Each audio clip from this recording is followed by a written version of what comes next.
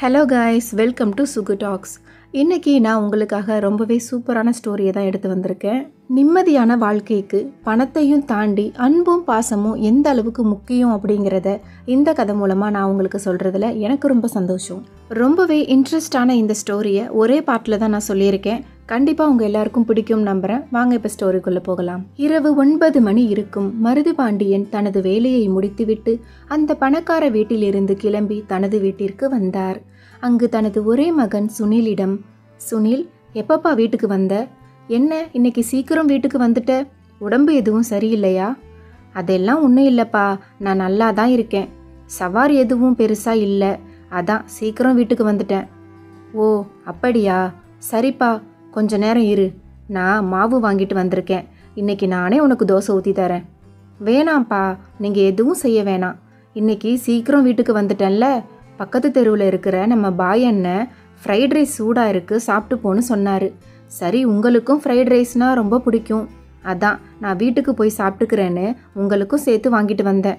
நீங்கள் போய் கை கால் கழுவிட்டு வாங்க, சேர்ந்து உட்காந்து சாப்பிடுவோம். சரிப்பா, நீ எடுத்து சாப்பிடு, ரொம்ப களைப்பாக இருக்குது, நான் குளிச்சுட்டு வந்துடுறேன். பரவாயில்லப்பா, எனக்கு ஒன்றும் இப்போ பசி இல்லை, நீங்கள் பொறுமையாக குளிச்சுட்டு வாங்க, நான் வெயிட் பண்ணுறேன் என்று சுனில் கூற மருது பாண்டியனும் நாள் முழுக்க வேலை செய்த களைப்பை குளித்து நீக்கினார். பிறகு இருவரும் அந்த சிறிய வாடகை வீட்டில் ஒன்றாக அமர்ந்து சாப்பிட்டனர். பல வருடங்களுக்கு முன்பாகவே தனது சொந்த கிராமத்திலிருந்து குடும்பத்தோடு வந்து வேலைக்காக சென்னையில் ஒரு வாடகை வீட்டில் தங்கினார். மருது பாண்டியனின் மனைவி அக்கம் பக்கம் உள்ள பெரிய வசதியான வீடுகளில் வீட்டு வேலை செய்து வந்தாள். மருது பாண்டியனும் கார் ஓட்டுநர் பணியை செய்து வந்தார். இவர்களுக்கு ஒரே மகன் சுனில் இங்கு உள்ள ஒரு அரசாங்க பள்ளியில் படித்து வந்தான்.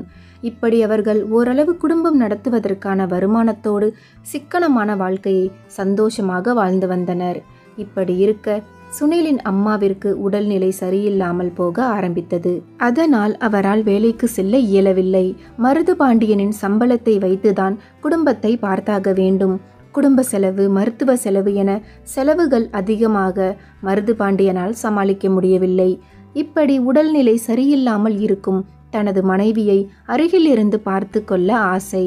ஆனால் செலவிற்கு பணம் வேண்டுமானால் வேலைக்கு போய்த்தான் ஆக வேண்டும் என்ற நிலையில் 9ஆம் வகுப்பு படித்து கொண்டிருந்த சுனில் பள்ளிக்கு செல்வதை நிறுத்திவிட்டு முழு நேரமாக அம்மாவை பக்கத்தில் இருந்து பார்த்து கொள்ள ஆரம்பித்தான். மருது பாண்டியனுக்கும் சுனிலை பெரிய படிப்பு படிக்க வைக்க வேண்டும் என்ற ஆசை இருந்தும் வேறு வழி இல்லாமல் அவனின் பள்ளி படிப்பை நிறுத்தினார். மருது பாண்டியன் ஓட்டுநராக வேலை செய்யும் அந்த பணக்கார வீட்டில் உள்ளவர்கள் இரக்க குணம் உடையவர்கள் என்பதால் அவர்களுக்கு வேண்டிய உதவிகளை செய்தனர். இப்படி 2 வருடங்கள் கடந்த நிலையில் மருது பாண்டியன் மனைவியின் உயிர் பிரிந்தது. இவர்கள் இதை கடந்து செல்ல முடியாத நிலை. ஆனால் வெளி உலகில் எதுவும் நிற்கவில்லை, அனைத்தும் நகர்ந்து கொண்டுதான் இருக்கிறது. மனிதர்கள் உட்பட அடுத்த வேளை பசிக்கு உணவு வேண்டும், அதற்கு பணம் வேண்டும், பணத்திற்காக நாமும் சேர்ந்து ஓடத்தான் வேண்டும் என்று எண்ணிய மருது பாண்டி வழக்கம் போல் அந்த பெரிய வீட்டில் தனது வேலையை தொடர்ந்தார். சுனில் வீட்டில் இருந்தபடி வீட்டு வேலை செய்வது, தனக்கும் அப்பாவிற்கும் சமைப்பது என செய்து கொண்டிருந்தான். இப்படி சில மாதங்கள் நகர மருது பாண்டியனுக்கு தன் மகன் இப்படி வீட்டு வேலை செய்து கொண்டிருந்தால் அவன் எதிர்காலம் என்னவாகும்? அவன் ஆண் பிள்ளை, அவன் படிப்பை பாழாக்கிவிட்டோம், ஏதேனும் ஒரு தொழிலையாவது கற்றுக் கொடுக்கலாம் என எண்ணியவன் சுனிலிடம் பிடித்த தொழிலை பற்றி கேட்டு அவனை அந்த தொழிலுக்கு அனுப்பி வைக்கலாம் என்று நினைத்தார். ஆனால் சுனிலுக்கோ ஓட்டுநர் பணியில் ஆர்வம். அவனும் மருது பாண்டியன் போல ஓட்டுநராக வேண்டும் என்ற ஆசையில் உள்ளான் என்பதை தெரிந்து கொண்டவர் சரி என்று சுனிலுக்கு தானே ஓட்டுநர் பயிற்சியை கொடுத்தார். பிறகு பல நாள் பயிற்சி செய்த சுனில் அதை திறமையாக கற்றுக்கொண்டான். தற்போது வாடகை கார் மூலமாக டாக்ஸி ஓட்டுநர் பணியை செய்து வருகிறான். மருது பாண்டியனும் இது நாள் வரை அந்த பணக்கார வீட்டில் விசுவாசமாக ஓட்டுநர் பணியை செய்து வருகிறார். இவ்வாறு அவர்கள் தங்கள் வாழ்க்கையை கடந்து வருகின்றனர். தற்போது அந்த வீட்டில் அவர்கள் சாப்பிட்டு விட்டு உறங்கினர். மறுநாள் காலை விடிந்ததும் வழக்கம் போல் எழுந்த சுனில் காலை உணவை தயார் செய்து கொண்டிருந்தான். சுனில், என்னப்பா இது, வீட்டு வேலையும் பார்க்குற, வெளியிலையும் போய் வேலை பார்க்குற, ஏன் இப்படி கஷ்டப்படுற? நான் சமைக்கிறேன்னு சொன்னாலும் கேட்க மாட்டேங்கிற. இதில் என்ன கஷ்டம் இருக்குப்பா? உங்களுக்கு தான் சமைக்க தெரியலை. அன்னைக்கு நான் சமைக்கிறேன்னு சொன்னீங்க, சரின்னு விட்டேன்.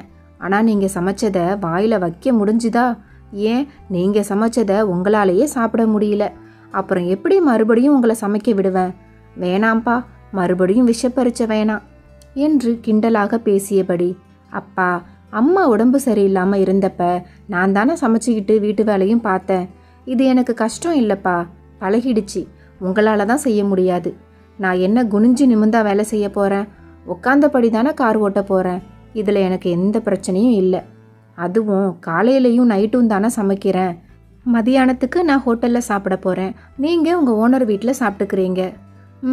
நான் சமைக்கிறேன்னு சொன்னால் போதும். அந்த ஒரு நாள் நான் அப்படி சமைச்சதை சொல்லியே கேலி பண்ணிட்டு நீ சமைச்சிடுற. சரிப்பா, யார் சமைச்சா என்ன? நல்லா இருந்தா சரி.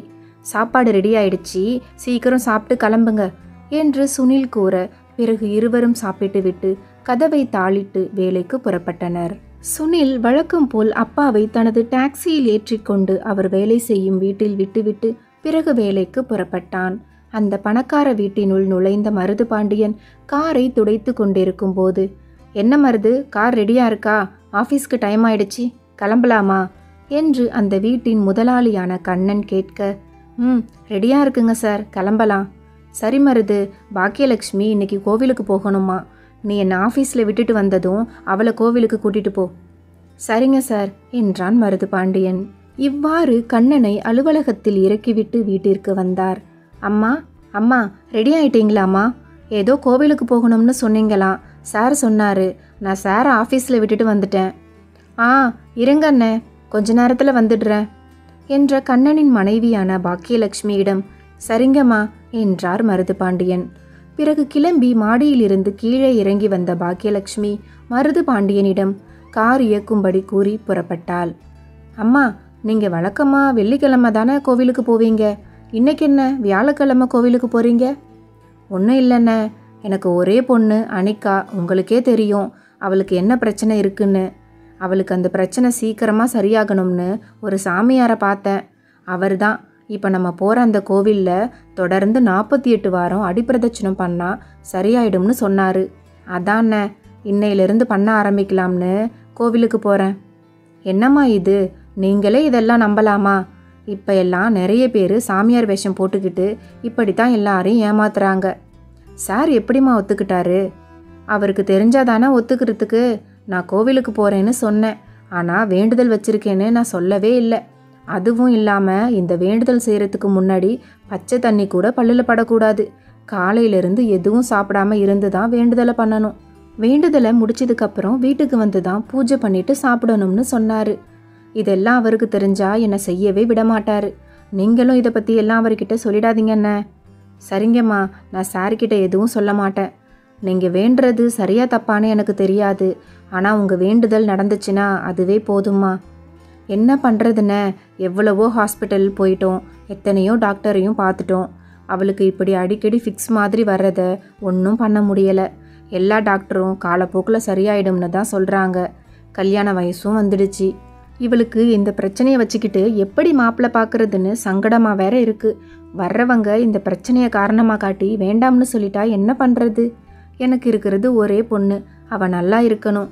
அவளை புரிஞ்சுக்கிற மாதிரியும் அவள் பிரச்சனையை ஏற்றுக்கிற மாதிரியும் ஒரு நல்ல பையன் அவளுக்கு வாழ்க்கை துணையாக கிடைச்சிட்டா அதை விட சந்தோஷம் எனக்கு வேற என்ன இருக்குது? இனி இந்த டாக்டர்களை நம்பி எந்த பிரயோஜனமும் இல்லை அப்படின்னு தான் கடவுளை நம்ப ஆரம்பிச்சிட்டேன்.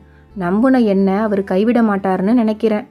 கவலைப்படாதீங்கம்மா, உங்கள் நல்ல மனசுக்கும் ஐயாவோட நல்ல மனசுக்கும் அனிகா மேடத்துக்கு ஒரு நல்ல குடும்பத்தில் நல்ல பையனாக கிடைக்கும். உங்கள் வாய் முகூர்த்தம் பழிக்கணும் அண்ணே.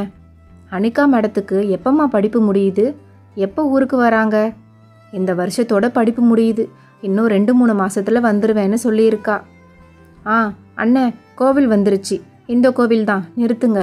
நான் உள்ளே போய் வேண்டுதல் முடிச்சுட்டு வர்ற வரைக்கும் நீங்கள் கார்லேயே வெயிட் பண்ணுங்க என்று கூறிய பாக்கியலட்சுமி கோவிலுக்குள் சென்று கடவுளின் முன்னின்று வேண்டிவிட்டு அடிப்பிரதட்சணத்தை தொடர்ந்தாள்.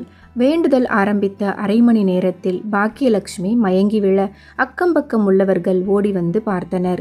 பிறகு விஷயம் கேள்விப்பட்ட மருது பாண்டியன் செய்வதறியாது தவித்தான். அக்கம்பக்கம் உள்ளவர்களின் உதவியுடன் பாக்கியலட்சுமியை காரில் ஏற்றிக்கொண்டு மருத்துவமனைக்கு புறப்பட்டார்.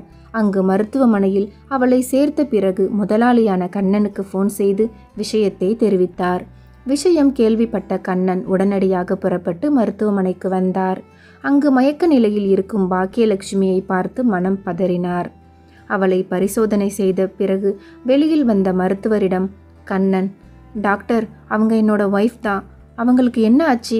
ஏன் மயங்கி விழுந்தாங்க? ஏதாவது பிரச்சனையா? பிரச்சனைலாம் ஒன்றும் இல்லைங்க. காலையிலிருந்து எதுவும் சாப்பிடாம இருந்திருக்காங்க. லோ பிபி வேற இருக்குல்ல, அதான் மயக்கம் போட்டு விழுந்திருக்காங்க. தேவையான ஃபஸ்ட் எய்டை செஞ்சுருக்கோம். இன்னும் கொஞ்ச நேரத்தில் மயக்கம் தெளிஞ்சிடும். அதுக்கப்புறம் கொஞ்சம் ஜூஸு சாப்பாடு எல்லாம் கொடுத்து நீங்கள் வீட்டுக்கு கூட்டிகிட்டு போகலாம் என்றார் மருத்துவர். என்ன மருது, அவள் காலையிலிருந்து எதுவும் சாப்பிடலன்னு டாக்டர் சொல்கிறாரு. சாப்பிடாம எதுக்கு கோவிலுக்கு போனா? சார், அது என்று எப்படி சொல்வது என்று தெரியாமல் இழுத்த மருது பாண்டியனிடம், மருது தயங்காம என்னன்னு சொல்லு, உன்கிட்ட ஏதாவது சொன்னாளா? சார், அம்மா ஏதோ ஒரு சாமியார் சொன்னாங்கன்னு காலையிலேருந்து பச்சை தண்ணி கூட பல்லில் படாமல் நம்ம அனிகா மேடத்துக்காக வேண்டுதல் பண்ணணும்னு தான் இன்னைக்கு கோவிலுக்கு போனாங்க. என்னது, வேண்டுதல் பண்ணுறதுக்கா? அதுவும் பச்சை தண்ணி கூட பல்லில் படாமலா? இவகிட்ட எத்தனை தடவை தான் சொல்கிறது, இந்த மாதிரி ஜோசியர் சொன்னார், சாமியார் சொன்னாருன்னு எதுவும் பண்ணி உடம்பை கெடுத்துக்காதன்னு. என்கிட்ட முன்னாடியே சொன்னால் நான் ஒத்துக்க மாட்டேன்னு தான் சொல்லாமல் கொள்ளாமல் இப்படி பண்ணியிருக்கா. இவளை என்ன பண்ணுறதுனே தெரியலை. நான் ஆஃபீஸில் உள்ள வேலையை பார்ப்பேனா இல்லை இவளையே பார்த்துக்கிட்டு இருப்பேனா? சார், நீங்கள் அம்மா மேலே கோவப்படாதீங்க. அனிகா மேடம் நல்லா இருக்கணும்னு தான் அவங்க இப்படியெல்லாம் பண்ணுறாங்க. ஒரு அம்மாவா அவங்க இடத்துல இருந்து பார்த்தா அது சரின்னு தான் தோணும். நீயாவது அவளுக்கு புத்திமதி சொல்லுவேன்னு பார்த்தேன். ஆனால் நீயும் அவ கூட இப்போ சேர்ந்துக்கிட்டியா? இல்லை சார், நானும் அம்மா கிட்ட எடுத்து சொன்னேன். ஆனால் அவங்க கடவுளை ரொம்ப நம்புகிறாங்க. அவங்க நம்பிக்கையை வீணடிக்க வேணாம்னு தான் நான் அப்படியே விட்டுட்டேன். சரி, நடந்ததை விடுமருது. இனிமே அவள் ஏதாவது வேண்டுதல் பண்ணுறேன் அப்படின்னு உன்னை கூட்டிகிட்டு எங்கேயாவது போனால் முதல்ல எனக்கு ஃபோன் பண்ணி சொல்லு என்று கண்ணன் கூற மருது பாண்டியனும் சரி என்று சம்மதித்தான். சிறிது நேரத்திற்கு பிறகு கண் விழித்த பாக்கியலட்சுமியிடம் தனது கோபத்தை மறந்து அன்பாக பேசினார் கண்ணன். இதோ பாரு பாக்கியா, நம்ம பொண்ணுக்காக நீ உன்னை வருத்திக்கணும்னு எந்த அவசியமும் இல்லை. என்ன நடக்கணும்னு விதி முடிவு பண்ணியிருக்கோ அதுபடி தான் நடக்கும். விதியை நம்மளால் மாற்ற முடியாது. நீ இந்த மாதிரி உன்னை வருத்திக்கிட்டு வேண்டுதல் பண்ணால் மட்டும் எல்லாம் மாறிட போகுதா? நம்ம பொண்ணு நல்லதை சொல்லித்தான் நம்ம வளர்த்துருக்கோம். அதனால் அவளுக்கு நல்லதே நடக்கும். நீ கவலைப்படாத. தயவு செஞ்சு அவர் சொன்னார் இவர் சொன்னாருன்னு வேண்டுதல் பண்ணி உன்னை நீயே வருத்திக்கிட்டு என்னையும் வருத்தாத ப்ளீஸ் என்று கூறி தனது அன்பை வெளிப்படுத்தினார். பிறகு அவளுக்கு சாப்பிட உணவு அளித்து மருத்துவமனையிலிருந்து வீட்டிற்கு அழைத்து வந்தனர்.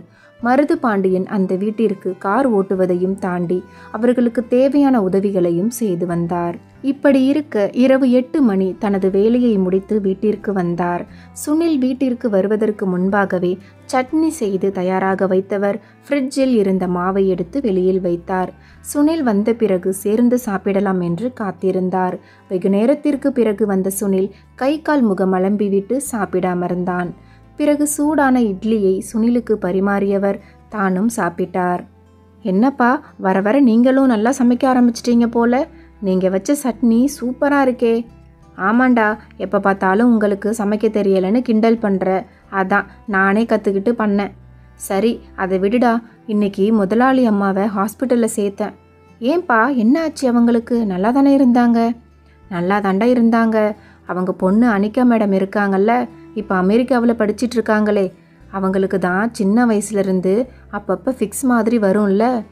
அவங்களுக்கு சரியாகணும்னு யாரோ ஒரு சாமியார் சொன்னாங்கன்னு அவர் பேச்சை கேட்டுக்கிட்டு காலையிலேருந்து பச்சை தண்ணி கூட பல்லில் படாமல் விரதம் இருந்து கோவிலில் அடிப்பிரதட்சணம் பண்ணணும்னு வேண்டி இருந்திருக்காங்க. இன்னைக்கு தான் அந்த வேண்டுதலை செய்யணும்னு என்னை கூட்டிகிட்டு போனாங்க. நான் எவ்வளவோ சொன்னேன், சாமியாரெல்லாம் பொய் சொல்லுவாங்க, அவங்க பேச்சையெல்லாம் கேட்காதீங்க அப்படின்னு. ஆனால் அம்மா கேட்கவே இல்லை. நானும் காரில் வெயிட் பண்ணேன். கொஞ்ச நேரத்தில் மயக்கம் போட்டு விழுந்துட்டாங்க. நான் ரொம்பவே பயந்துட்டேன்டா. அப்புறம் பக்கத்தில் உள்ளவங்க எல்லாம் உதவி செஞ்சாங்க. அதுக்கப்புறம் ஹாஸ்பிட்டல் கூட்டிகிட்டு போயிட்டு கண்ணன் சாருக்கும் ஃபோன் பண்ணி வர சொன்னேன். சார் வேற நீ ஏன் என்கிட்ட சொல்லலை அப்படின்னு கொஞ்சம் கோவப்பட ஆரம்பிச்சிட்டாரு. ஒரு வழியாக அவரை சமாளித்து அதுக்கப்புறம் அம்மாவை வீட்டுக்கு கூட்டிகிட்டு வந்துட்டோம். என்னப்பா இது, அவங்களுக்கு தான் ஏற்கனவே லோ பிபி இருக்குன்னு நீங்கள் சொன்னீங்கல்ல, அப்புறம் ஏன் இந்த மாதிரி வேண்டுதல் எல்லாம் பண்ணுறாங்க? என்ன பண்ணுறதுப்பா, ஒரு அம்மாவா அவங்க பொண்ணுக்கு சரியாக இப்படி பண்ணாங்க. அனிகாவுக்கு இன்னுமா அந்த பிரச்சனை சரியாகலை? சின்ன வயசில் பார்த்தது, இப்போ நல்லா வளர்ந்துருப்பாள்ல? ஆமாப்பா, இப்போ அவங்க உன்ன மாதிரியே வளர்ந்துருப்பாங்க. இப்போ வரைக்கும் அவங்களுக்கு இருக்கிற அந்த பிரச்சனை சரியாகலை. ஆனால் முன்ன மாதிரி அடிக்கடி வர்றதில்ல, எப்பயாவது தான் அந்த மாதிரி வருதான். அவங்க அந்த பிரச்சனையால் கஷ்டப்படுறத இவங்களால பார்க்க முடியலைன்னு தான் அமெரிக்காவில் இருக்கிற அவங்க தங்கச்சி வீட்டில் விட்டு படிக்க வைக்கிறாங்க. என்ன இருந்தாலும் பொண்ணை பார்க்காம இருக்க முடியாதுல்ல, அதான் அடிக்கடி பக்கத்து ஊருக்கு போயிட்டு வர்ற மாதிரி போய் பார்த்துட்டு வராங்க. இனிமே அங்கே அடிக்கடி போகிற வேலை அவங்களுக்கு இருக்காது. ஏன்னா இன்னும் 2-3 மாசத்துல அனிகா மேடம் இங்கேயே வந்துட போகிறாங்களாம் என்று மருது பாண்டியன் கூற அந்த வார்த்தை சுனிலுக்கு ஏதோ ஒரு புத்துணர்ச்சியை கொடுத்தது. சுனில் சிறுவயதாக இருக்கும்போது மருது பாண்டியனுடன் முதலாளி வீட்டிற்கு சென்று அனிகாவுடன் விளையாடி பொழுதை கழிப்பான். சுனிலும் அனிகாவும் நெருங்கிய நண்பர்களாக இருந்த காலம் அது. அந்த நினைவுகள் அவனை சுற்றி வலம் வர அவன் உதட்டில் சிறு புன்னகை பூத்தது. அனிகாவை சின்ன வயசுல பார்த்தது. இப்போ நல்லா வளர்ந்துருப்பாள்ல, இப்போ பார்க்கறதுக்கு எப்படி இருப்பா? என்னெல்லாம் ஞாபகம் வச்சிருப்பாளா, இல்லை மறந்திருப்பாளா என்றெல்லாம் அவன் மனதில் என்ன ஓட்டங்கள் ஓட ஆரம்பித்தன. சரிப்பா, நேரம் ஆயிடுச்சு, காலையில் நீ வேலைக்கு போகணும்ல, படு என்று மருது பாண்டியன் கூற சுனில் வழக்கம் போல உறங்கிவிட்டான். மறுநாள் காலை வழக்கம் போல் எழுந்த சுனில் தனது அப்பாவை அழைத்து கொண்டு வேலைக்கு புறப்பட்டான். சுனில், அம்மா உடம்பு சரியில்லாமல் இருக்காங்கல்ல, நீ வந்து அவங்கள ஒரு எட்டு பார்த்தா அவங்களுக்கு கொஞ்சம் ஆறுதலாக இருக்கும். சரிப்பா, நானே அவங்கள பார்க்கணும்னு தான் இருந்தேன் என்று கூறிய சுனில் தந்தையுடன் பாக்கியலட்சுமியை பார்க்க வீட்டிற்குள் நுழைந்தான். அடடே, வாப்பா சுனில், எப்படி இருக்க? பார்த்து ரொம்ப நாள் ஆச்சு, ஏன் வீட்டு பக்கமே வரமாட்டேங்கிற என்ற பாக்கியலட்சுமி வீட்டில் வேலை செய்யும் பெண்ணிடம் சுனிலுக்காக காஃபி எடுத்து வருமாறு கூறினாள். நான் நல்லா இருக்கேம்மா, காஃபிலாம் எதுவும் வேண்டாமா, இப்போ தான் சாப்பிட்டு வந்தோம். எங்கம்மா வீட்டுக்கு வர்றது? காலையிலேருந்து நைட்டு வரைக்கும் வேலை செய்கிறேன், அப்புறம் வீட்டுக்கு வந்ததும் சாப்பிட்டு தூங்குறேன். இதே மாதிரி தான் தினமும் போயிட்டுருக்கு. அதான் இங்கே வரத்துக்கு நேரமே இல்லை. உங்களுக்கு உடம்பு சரியில்லைன்னு அப்பா சொன்னாங்க, அதான் பார்த்துட்டு போகலாம்னு வந்தேன். இப்போ எப்படிம்மா இருக்கீங்க? இப்போ பரவாயில்ல சுனில், நேற்றுக்கு கொஞ்சம் சாப்பிடாம இருந்தனா, அதான் மயக்கம் வந்துருச்சு. பாவம், என்னால் உங்கள் அப்பா வேற அவர்கிட்ட திட்டு வாங்கினாரு. என்னை மன்னிச்சிடுங்கண்ணே, நான் தான் அவர்கிட்ட சொல்ல வேண்டாம்னு சொன்னேன். ஆனால் என்னால் பாவம் உங்கள் மேலே அவர் கோவப்பட்டார். நீங்கள் ஏம்மா என்கிட்ட மன்னிப்பு கேட்குறீங்க? நான் தான் உங்ககிட்ட கேட்கணும். நீங்கள் தான் சார்கிட்ட சொல்ல வேணாம்னு சொன்னீங்க. ஆனால் நீங்கள் மயக்கம் போடுற அளவுக்கு போவீங்கன்னு சத்தியமாக நான் எதிர்பார்க்கலம்மா. அதான் வேறு வழி இல்லாமல் சாருக்கு சொல்ல வேண்டியதாக ஆயிடுச்சு. பரவாயில்லண்ணே, விடுங்க. என்னை இனிமேல் வேண்டுதல் எதுவும் பண்ணக்கூடாதுன்னு சொல்லிட்டாரு. அதுதான் கொஞ்சம் கஷ்டமாக இருக்குது. நீங்கள் வேண்டுதல் செய்யணும்னு அவசியம் இல்லை, மனசார வேண்டிக்கோங்க, அது போதும். சரி சுனில், வேலையெல்லாம் எப்படி போயிட்டுருக்கு? நல்லா போயிட்டுருக்குமா. வர்ற பணத்தில் கார் வாடகை போக மிச்சத்தை குடும்ப செலவு பண்ணிகிட்ருக்கோம். எங்களுக்கு பெருசாக என்னம்மா செலவு இருக்க போகுது? ஏன் சுனில், எத்தனை நாளைக்கு தான் வாடகை கார் ஓட்டுவ? லோன் போட்டு சொந்தமாக கார் வாங்கி ஓட்டலாம்ல. லோனுக்கு நான் ஏற்பாடு பண்ணுறேன்னு சொன்னேன். ஆனால் உங்கள் அப்பா தான் இப்போ வேண்டாம், கொஞ்ச நாள் போகட்டும்னு சொல்கிறாரு. ஆமாம்மா, அம்மாவோட மருந்து செலவுக்குன்னு கொஞ்சம் கடன் வாங்கியிருந்தோம். அதெல்லாம் இப்போ தான் கொஞ்சம் கொஞ்சமாக அடைச்சி முடித்தோம். அதனால தான் அப்பா கொஞ்ச நாள் போகட்டும்னு சொல்லியிருக்காங்க. இனிமேல் எந்த பிரச்சனையும் இல்லைம்மா. நானே லோன் விஷயமா உங்ககிட்ட பேசலாம்னு தான் இருந்தேன். இதில் என்ன இருக்குது? உனக்கு என்ன உதவினாலும் வந்து உடனே கேளுன்னு சொல்லியிருக்கேன்ல. சரி, நான் உனக்கு லோன் ஏற்பாடு பண்ணுறேன். சீக்கிரமாகவே உனக்குன்னு சொந்தமாக கார் வாங்குறேன், ஓகேவா? ரொம்ப தேங்க்ஸ்மா. இதில் என்னடா இருக்குது? நீ நம்ம மருது பாண்டியன் அண்ணனோட பையன், சின்ன பிள்ளையிலேருந்து இங்கே வளர்ந்தவன். இதை கூட நான் செய்ய மாட்டேனா என்று பாக்கியலட்சுமி கூற மருது பாண்டியனும் நன்றி தெரிவித்தான். பிறகு சுனில் அவர்களிடம் விடை பெற்று கொண்டு வேலைக்கு புறப்பட்டான். இப்படி நாட்களும் நகர அன்று இரவு வழக்கம் போல வீட்டிற்கு வந்தார் மருது பாண்டியன். அப்பா, என்ன ஆச்சு உங்களுக்கு? நான் வீட்டுக்கு வரத்துக்கு முன்னாடியே சாப்பாடு ரெடி பண்ணிடுவீங்க, இன்னைக்கு எதுவும் பண்ணலையா? என்னை மன்னிச்சிடுப்பா, எனக்கு ஒரு மாதிரியாக இருக்குது, லைட்டாக நெஞ்சு வலிக்கிற மாதிரி இருக்குது. அதான் அப்படியே வந்த உடனே படுத்துட்டேன். என்னப்பா சொல்கிறீங்க? வாங்க ஹாஸ்பிட்டல் போகலாம், போயிட்டு ஒரு தடவை செக் பண்ணிட்டு வந்துடுவோம். அதெல்லாம் வேணாம்ப்பா, ஏதாவது கேஸ் ட்ரபிளாக இருக்கும். மதியானம் சாப்பிட்டது ஒத்துக்கலன்னு நினைக்கிறேன். தூங்கி எழுந்திரிச்சா காலையில் சரியாயிடும். சரி, நான் சாப்பாடு ரெடி பண்ணுறேன், நீங்கள் ரெஸ்ட் எடுங்க என்றவன் இரவு சாப்பாட்டை தயார் செய்துவிட்டு தந்தையுடன் சேர்ந்து சாப்பிட்டான். பிறகு இருவரும் உறங்கினர். மறுநாள் காலை வழக்கமான காலையாக சுனிலுக்கு இல்லை. என்னாச்சு அப்பாவுக்கு? வழக்கமாக காலையிலேயே எழுந்திருச்சிருவாரு, ஆனால் இன்னைக்கு இன்னும் தூங்கிட்டு இருக்காரே என்றவன் தந்தையை எழுப்ப முயற்சி செய்தான். ஆனால் மருது பாண்டியனோ எழவில்லை. காரணம், அவர் தூக்கத்திலேயே இறந்துவிட்டார். அதிர்ச்சியுற்றவனாய் தலையில் கை வைத்தபடி ஆழமான கண்ணீருடன் அமைதியாக தந்தையின் அருகில் உட்கார்ந்தான். கண்மூடி கண் திறப்பதற்குள் எல்லாம் முடிந்துவிட்டது.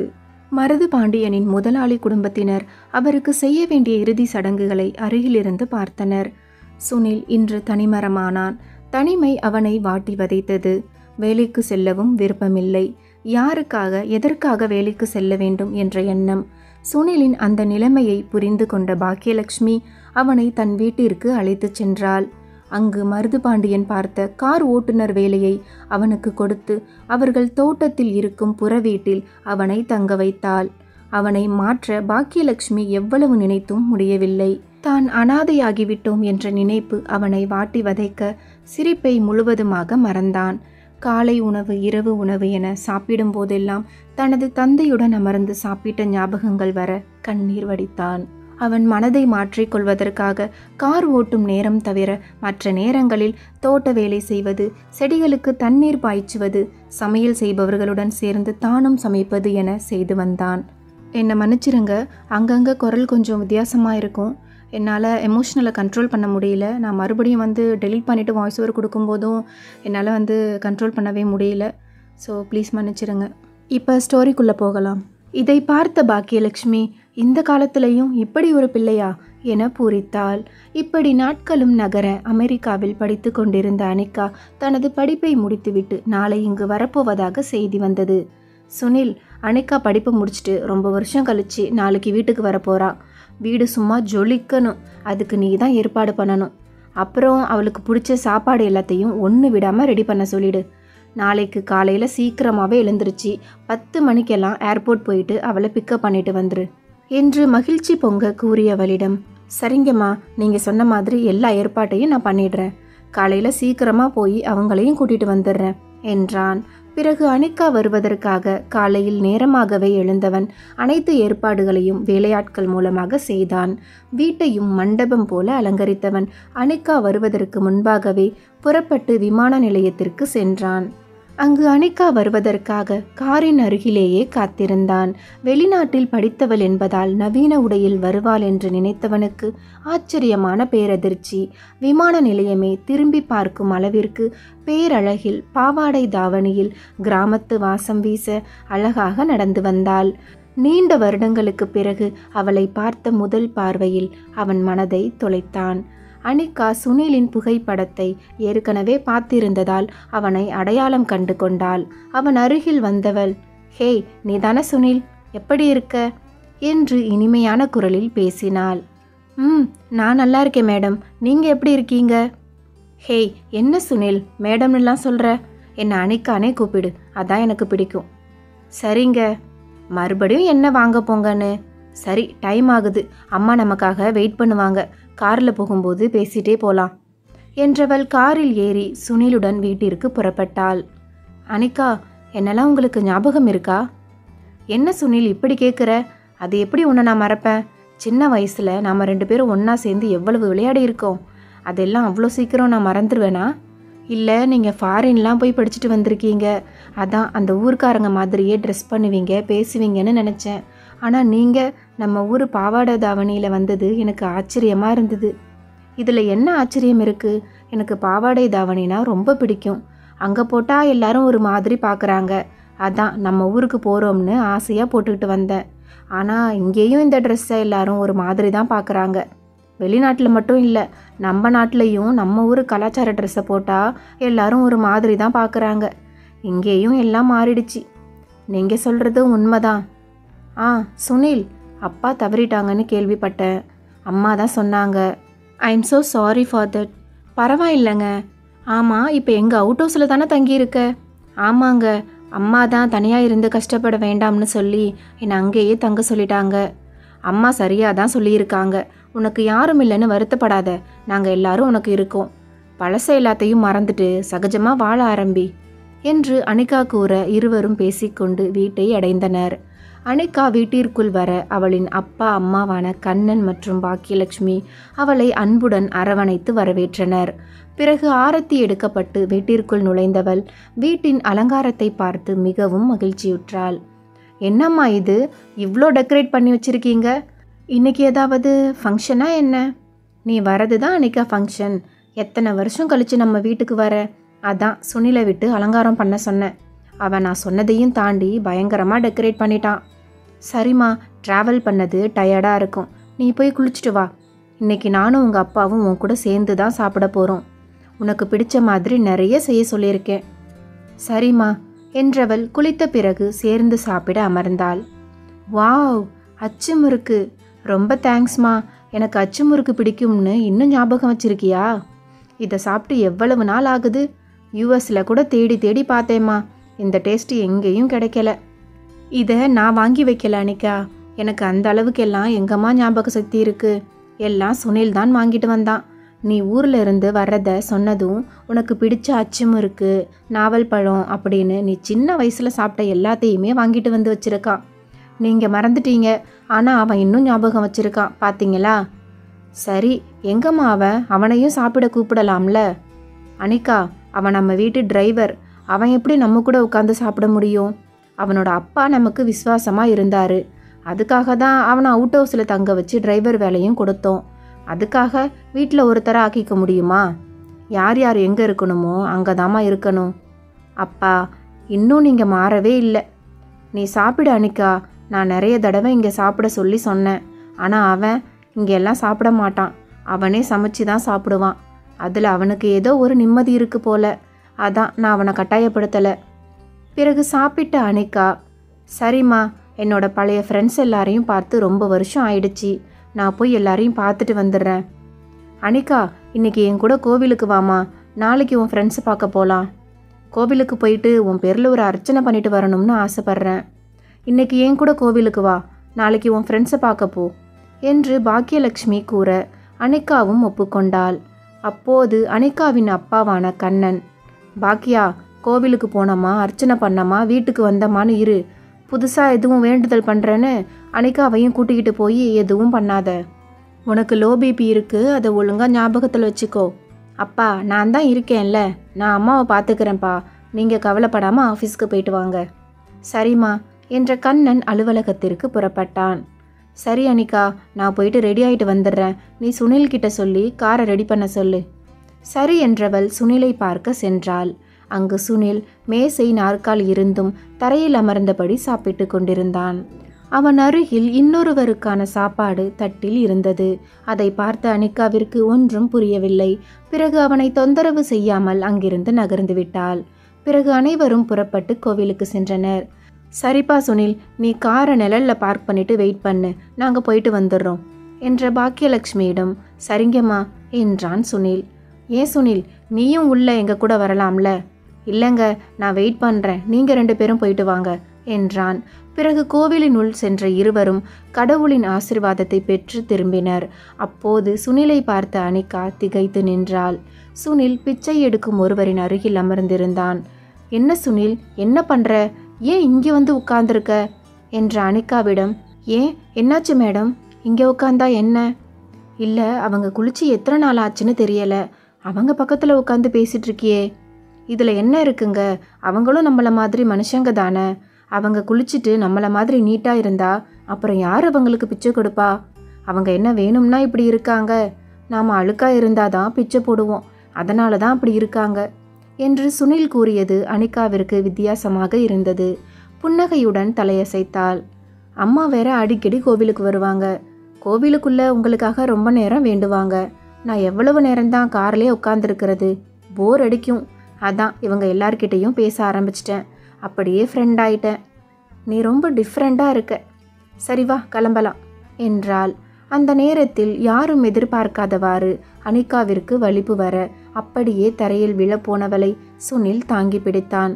ஐயோ, என்னாச்சு அனிகா என்று பதறி போனவனாய் அவளை தூக்கி கொண்டு கோவிலுக்குள் நுழைந்தான். அங்கு அவளை படுக்க வைத்துவிட்டு செய்வதறியாது கண்களில் நீர் தழும்ப தவித்தான். சில நிமிடங்களில் நடந்தது என்னவென்று தெரியாமல் பதறிப்போன பாக்கியலட்சுமி அழுதாள். பிறகு அங்கும் இங்கும் ஓடி திரிந்தவன் ஒரு இரும்பு கம்பியை கொண்டு வந்து அனிகாவின் கையில் இறுக பற்றுமாறு தானும் பிடித்து கொண்டான். அவன் கண்களில் வழியும் கண்ணீர் அனிகாவின் முகத்தில் விழ சில நிமிடங்களில் சுயநினைவிற்கு வந்தாள். அம்மா பயப்படாதீங்க, மேடத்துக்கு ஒன்றும் ஆகல என்று அவனின் ஆறுதலான வார்த்தைகள் பாக்கியலட்சுமிக்கு தெம்பை கொடுத்தது. பிறகு அனிகாவை அவன் காருக்கு தூக்கி செல்லும் போது தனக்காக அம்மா விட்ட கண்ணீரையும் தாண்டி பதற்றமடைந்து கண்ணீர் விட்டு அவன் முகத்தை பார்த்தபடி சென்றாள். அனிகா, என்னம்மா இது? உனக்கு இப்படி ஆகும்னு நினைக்கவே இல்லைம்மா. நான் தான் முட்டாள்தனமா இப்படி இருக்கிற உன்னை கோவிலுக்கு கூட்டிட்டு வந்து தப்பு பண்ணிட்டேன். அம்மா, அதெல்லாம் ஒன்றும் இல்லைம்மா, இது அடிக்கடி வரது தானே, விடுங்க என்ற அனிகா சுனிலை பார்த்து கொண்டிருந்தாள். பிறகு வீடு வந்து ஓய்வெடுத்தவள் அம்மாவிடம், அம்மா உங்ககிட்ட ஒன்று சொல்லணும். என்னம்மா? இல்லை, காலையில் சுனிலை கோவிலுக்கு கூப்பிடுறதுக்காக அங்கே போயிருந்தேன். அப்போ பக்கத்தில் டேபிள் சேர் எல்லாம் இருக்குது. ஆனால் தரையில் உட்காந்து சாப்பிட்டுட்டு இருந்தான். அது கூட பரவாயில்லை, இன்னொரு தட்டில் வேற சாப்பாடு போட்டு பக்கத்தில் வச்சு சாப்பிட்டுட்டு இருந்தான். ஏம்மா? அது ஒன்றுமில்லை அனிகா, அவன் காலையிலையும் நைட்டும் அவங்க அப்பா கூட சேர்ந்து உட்காந்து தான் சாப்பிடுவான். திடீர்னு அவங்க அப்பா இல்லைங்கிறத அவனால் ஏற்றுக்க முடியலை. 2-3 நாளாக காலையிலையும் நைட்டும் அவன் சாப்பிடாமலே இருந்தான். அதுக்கப்புறம்தான் கொஞ்சம் கொஞ்சமாக மனசு மாறி சாப்பிட ஆரம்பித்தான். அவங்க அப்பாவுக்காக பக்கத்தில் சாப்பாடு போட்டு சேர்ந்து உட்காந்து சாப்பிட்றதா நினச்சிக்கிட்டு சாப்பிடுவான். பாவம், பாசத்துக்காக ரொம்ப ஏங்குறான். சின்ன வயசாக இருக்கும்போதே அவங்க அம்மாவும் இறந்துட்டாங்க. அப்பா மட்டும்தான் இருந்தாங்க. இப்போ அவங்களும் இல்லாமல் தான் ஒரு அனாதை ஆயிட்டோம்னு நினச்சி எப்பொழுதும் அழுதுகிட்டே இருப்பான். யார்கிட்டையும் கலகலப்பாக பேசவும் மாட்டான், சிரிக்கவும் மாட்டான். நான் எவ்வளவோ மாற்றிக்க சொல்லி சொன்னேன், அவனால் மாற்றிக்க முடியலை. அதான் அவனை அவன் இஷ்டத்துக்கு விட்டுட்டேன் என்று பாக்கியலட்சுமி கூற அனிகாவின் சிந்தனையில் சுனில் வந்தான். பாசத்திற்காக ஏங்கும் அவனை நினைத்து பரிதாபம் பட்டாள். மறுநாள் காலை, பாக்கியா, இன்னைக்கு எனக்கு ஒரு மீட்டிங் இருக்கு, நான் சீக்கிரமாக போகணும். டிஃபன் ரெடி ஆயிடுச்சா? ரெடியாக இருக்குங்க, வாங்க நான் எடுத்து வைக்கிறேன். அனிகா எழுந்திரிச்சிட்டாளா? இன்னும் இல்லைங்க, தூங்கிட்டு தான் இருக்கா. சரி சரி, எழுந்ததும் நேரத்துக்கு சாப்பாடு கொடு என்றவன் அவசர அவசரமாக சாப்பிட்டு விட்டு சுனிலை அழைத்து காரை இயக்கும்படி கூறி புறப்பட்டான். சிறிது நேரத்தில் தூக்கத்தில் இருந்து எழுந்த அனிகா தயாராகி கீழே இறங்கி வந்தாள். குட் மார்னிங் மாம். எங்க டேடை காணோம்? வா அனிகா, உங்கள் அப்பாவுக்கு ஏதோ மீட்டிங் இருக்குன்னு காலையில் சீக்கிரமாகவே எழுந்து போயிட்டாரு. ஆமாம், நீ எங்கே போக போகிற? காலையிலேயே ரெடியாகி வந்திருக்க. மாம், நான் தான் ஏற்கனவே சொன்னேன்ல ஃப்ரெண்ட்ஸை பார்க்க போகிறேன்னு. நேற்றே போயிருப்பேன், உனக்காக தானே உன் கூட கோவிலுக்கு வந்தேன். அதெல்லாம் நீ எங்கேயும் போக வேண்டாம். நேற்று உன்னை வெளியில் கூட்டிகிட்டு போய் நான் பட்ட கஷ்டமே போதும். இனியும் உன்னை வெளியில் அனுப்ப நான் தயாராக இல்லை. அம்மா, என்னம்மா இது? எனக்கு என்ன இது புதுசாவாக வருது? அடிக்கடி வர்றது தானே, எனக்கு பழகிடுச்சு. என்னை எப்படி பார்த்துக்கணும்னு எனக்கு தெரியும். அந்த நேரத்தில் யூஸ் பண்ணுறதுக்கு டாக்டர் கொடுத்த டேப்லெட்டை நான் நேற்று கோவிலுக்கு எடுத்து வர மறந்துட்டேன். அதான் அவ்வளவு பிரச்சனை. இப்போ பாரு, ரெடியாக எடுத்து வச்சுட்டு தான் போகிறேன். நீ கவலைப்படாதம்மா, நீ என்ன சொன்னாலும் நான் ஒத்துக்க மாட்டேன். அனிகா, நேற்று நடந்தது உங்கள் அப்பாவுக்கு தெரியாது. தெரிஞ்சா அவ்வளவுதான், என்னை உண்டு இல்லைன்னு பண்ணிடுவார். வேணும்னா உன் ஃப்ரெண்ட்ஸை வீட்டுக்கு வர சொல்லி இங்கே பேசு. அம்மா, எல்லாரும் ஒரு கமிட்மெண்ட்டில் இருக்காங்க. அதுபோக ஒரு ஹோட்டலில் தான் மீட் பண்ண போகிறேன். அங்கே ரொம்ப சேஃப்டியாக தான் இருக்கும். அப்படியே நம்ம ஊரையும் சுற்றி பார்த்துட்டு வரணும். வேணும்னா நான் சுனிலை என் கூட துணைக்கு கூட்டிகிட்டு போகிறேன். நீ ஒரு முடிவு எடுத்துட்டா அதை மாற்றிக்கவே மாட்டியே. இந்த பிடிவாதத்தை எப்போ தான் மாற்றிக்க போகிற? சரி, துணைக்கு சுனிலை கூட்டிக்கிட்டு பத்திரமா போயிட்டு வரணும். அப்பா கோவப்படுற மாதிரி நடந்துக்காத. சரிம்மா, நான் பத்திரமா போயிட்டு சீக்கிரம் வந்துடுறேன். என் செல்ல அம்மா. தேங்க்ஸ். சரிம்மா, சாப்பிட்டு போ.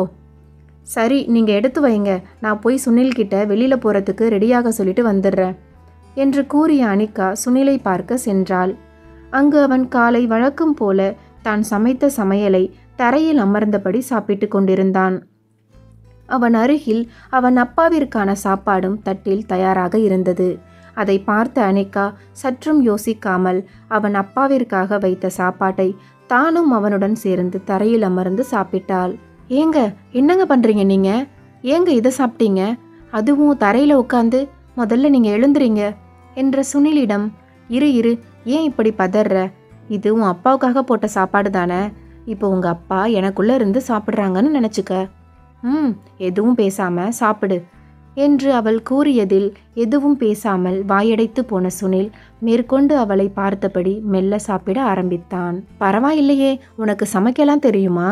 அதுவும் சாப்பாடு டேஸ்ட்டாக இருக்குது. எங்கள் வீட்டில் கூட இவ்வளவு ருசியாக இல்லை. ஆனால் நீ சமைச்சது ரொம்ப சூப்பராக இருக்குது. எங்கே கற்றுக்கிட்ட என்ற அனிகாவின் கேள்விக்கு எங்கள் அம்மா கிட்ட இருந்து என்றவன் கண்களில் நீர் வழிய அதை கவனித்த அனிகா அவன் மனதை மாற்ற பேச்சை திசை திருப்பினாள். சரி சுனில், சீக்கிரம் சாப்பிடு. இன்னைக்கு என் ஃப்ரெண்ட்ஸை பார்க்க வெளியில் போகணும். என்னங்க சொல்கிறீங்க? மறுபடியும் வெளியில் போகணுமா? நேற்று தானே அந்த மாதிரி உங்களுக்கு நடந்துச்சு. அப்புறம் எங்கே மறுபடியும் போகணும்னு சொல்கிறீங்க? அடடா, நீயும் எங்கள் அம்மா மாதிரியே பேச ஆரம்பிச்சிட்டியா? அவங்கள இப்போ தான் சமாளித்து பெர்மிஷன் வாங்கினேன். இப்போ உன்கிட்ட வேற பேசணுமா? நேற்று நடந்ததுக்காக நான் எப்போதும் வீட்டிலேயே இருக்க முடியுமா? அதெல்லாம் இன்னைக்கு ஒன்றும் ஆகாது. நீ பயப்படாமல் வா. ஆமாம் சுனில், கேட்க மறந்துட்டேன். நேற்று எனக்கு ஃபிக்ஸ் வந்தப்ப நீ ரொம்ப பதறிட்ட. உன் கண்ணில் கண்ணீர் கூட வந்துச்சு. அந்த அளவுக்கு என் மேலே பாசம் வச்சிருக்கியா? இல்லைங்க, உங்களை ரொம்ப வருஷத்துக்கு அப்புறம் அந்த மாதிரி பார்த்தனா, அதான் கொஞ்சம் பயந்துட்டேன். இனிமே எனக்கு டாக்டர் கொடுத்த டேப்லெட் வேண்டாம். நீ போதும். அதான் நீ என்னை பத்திரமா பார்த்துக்கிறியே. இனிமே நான் எங்கே போனாலும் டேப்லெட்டுக்கு பதிலாக உன்னை கூட்டிகிட்டு போகிறேன், சரியா என்று சிரித்தபடி கூறினாள். பிறகு இருவரும் புறப்பட, அனிகா சாப்பிட்டு போமா. நான் சுனில் சமைச்சதை சாப்பிட்டேன், நீங்கள் சாப்பிடுங்கம்மா என்று கூறியவள் சுனிலுடன் ஏறி காரில் புறப்பட்டாள். இங்கு என்னது சுனில் சமைச்சதையா? ஐயோ, ஏன் இவ இப்படி பண்ணுறா? எல்லாத்துலேயும் விளையாட்டு தான். அவங்க அப்பாவுக்கு தெரிஞ்சா அவ்வளவுதான் என்று மனதிற்குள் புலம்பினாள் பாக்கியலட்சுமி. பின்பு கார் நேராக 5 ஸ்டார் ஹோட்டலுக்கு சென்றது. சுனில், நீ காரை பார்க் பண்ணிட்டு உள்ளவா. இல்லைங்க, நான் வரலை, நீங்கள் போயிட்டு வாங்க. நான் கூப்பிட்டா வரணும், அவ்வளவுதான் என்றவள் உள்ளே செல்ல சுனிலும் வேறு வழி இல்லாமல் காரை பார்க் செய்துவிட்டு ஹோட்டலினுள் நுழைய, நில்லு தம்பி, நீ டிரைவர் தானே, இங்கே வெயிட் பண்ணுப்பா, உள்ள விஐபி மட்டும்தான் அலவுடு என்று அங்கு வேலை செய்யும் காவலர் கூற வாடிய முகத்துடன் நகர முயற்சித்தான். அப்போது அங்கு வந்த அனிகா, செக்யூரிட்டி, யார் டிரைவர்? இவன் என்னோட ஃப்ரெண்டு. அவன் டிரைவர்னு நீங்களா எப்படி முடிவு பண்ணுவீங்க? நீ வா சுனில் என்று அவனின் கைப்பிடித்து உள்ளே அழைத்து சென்றாள். அங்கு சக தோழிகள் மற்றும் தோழர்களிடம் சுனிலை நண்பனாக அறிமுகம் செய்து வைத்தாள். சாப்பிட்ட சிறிது நேரத்தில், மேடம், நான் பாத்ரூம் போயிட்டு வந்துடுறேன் என்றவன் போன பிறகு, ஹே அனிகா, என்னடி இது, நீ ஃபாரின்லாம் போயிட்டு வந்திருக்க, ஆனால் நீ நடந்துக்கிறது ஒன்றும் சரியில்லையே. உங்கள் வீட்டு டிரைவர் தானே அவன், அவனையெல்லாம் ஏண்டி உள்ளே கூப்பிட்டு வந்த? அவன் ட்ரெஸ்ஸிங் சென்ஸே சரியில்லை. யார் யார்கிட்ட எப்படி நடந்துக்கணுமோ அப்படி தாண்டி நடந்துக்கணும். அந்த செக்யூரிட்டிக்கு தெரிஞ்சது கூட ஃபாரினில் படித்த உனக்கு தெரியல பாரு. இங்கே வந்திருக்கிறவங்க எல்லாரும் விஐபி. இவனை பாரு எப்படி இருக்கான்னு. இவன் நம்ம கூட உட்காந்து சாப்பிட்டா நமக்கு தானே அசிங்கம் என்று இவர்கள் பேசியது யதார்த்தமாக சுனிலின் காதில் விழ மௌனமாக எதையும் காதில் வாங்கி கொள்ளாதவனாய் அனிகாவிடம், ஏங்க நீங்கள் பேசிட்டு வாங்க, நான் இங்கிருந்து என்ன பண்ண போகிறேன்? அதுவும் இங்கே இருக்கிறது எனக்கு ஒரு மாதிரி இருக்குது, நான் காரில் வெயிட் பண்ணுறேன் என்று கூறிவிட்டு அங்கிருந்து புறப்பட்டான். அவனை அனிகாவால் தடுக்க முடியவில்லை. ஏண்டி, உங்கள் எல்லாரையும் பார்க்க வந்தா இப்படியே அவமானப்படுத்துகிற மாதிரி பேசுவீங்க? அவனை அவமானப்படுத்துறதும் என்ன அவமானப்படுத்துறதும் ஒன்று தான். அவனும் மனுஷன்தானே. என்ன, நம்மக்கிட்ட காசு இருக்குது, அவன்கிட்ட இல்லை, அவ்வளவுதான். அனிகா, இப்போ எதுக்கு நீ இப்படி கோவப்படுற?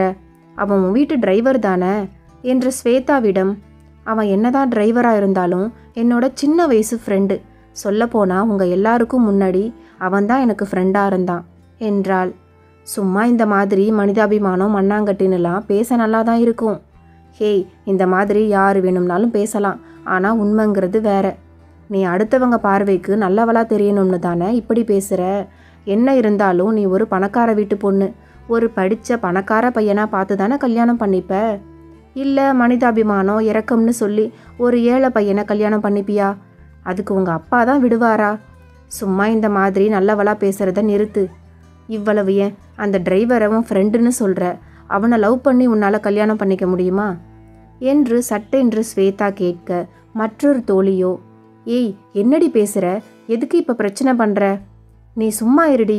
வசதியான வாழ்க்கையை வாழ்ந்துக்கிட்டு அவ என்னமோ அன்னை தெரசா மாதிரியும் நாம திமிரு பிடிச்ச பணக்காரங்க மாதிரியும்ல பேசுகிறா. நான் கேட்டதில் ஒரு தப்பும் இல்லை. என்றாள் ஸ்வேதா. இதோ பாரு ஸ்வேதா, காதல்ங்கிறது நீ சொல்கிற மாதிரி ஏழை பணக்காரங்கன்னு பார்த்து வராது. அது மனசு சம்மந்தப்பட்ட விஷயம். ஏழையோ பணக்காரனோ என் மனசை புரிஞ்சுக்கிற மாதிரியும் என்னை அன்பாக பார்த்துக்கிற மாதிரியும் தான் ஒரு பையனை நான் கல்யாணம் பண்ணிப்பேன். ஒருவேளை நீ சொல்கிற மாதிரி என்னோட எல்லா எதிர்பார்ப்புக்கும் ஏற்ற மாதிரி சுனில் இருந்தா, அவனை எனக்கு மனசார பிடிச்சிருந்தா நிச்சயம் அவனை நான் லவ் பண்ணுவேன் என்று கூறிய அனிகாவிடம், ஹேய் அனிகா, ஸ்வேதா தான் லூசு மாதிரி ஏதோ பேசுகிறானா, நீயும் ஏண்டி இப்படி பேசுகிற? இல்லடி, நான் அவளுக்காக சொல்லலை, இதை என் மனசார தான் சொல்கிறேன். ஜாலியாக இருக்க தான் அவங்க எல்லாரையும் பார்க்க வந்தேன். ஆனால் இப்படி நடந்துப்பீங்கன்னு நான் எதிர்பார்க்கல. நான் கிளம்புறேன் என்று அனிகா தோழிகள் தடுத்தும் கேட்காமல் வெளியில் வந்தாள்.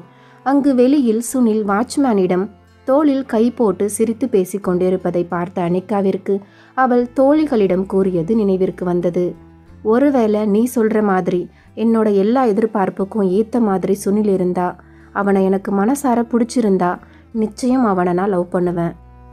பிறகு சுனிலை அழைத்து காரை இயக்கும்படி கூறி புறப்பட்டாள்.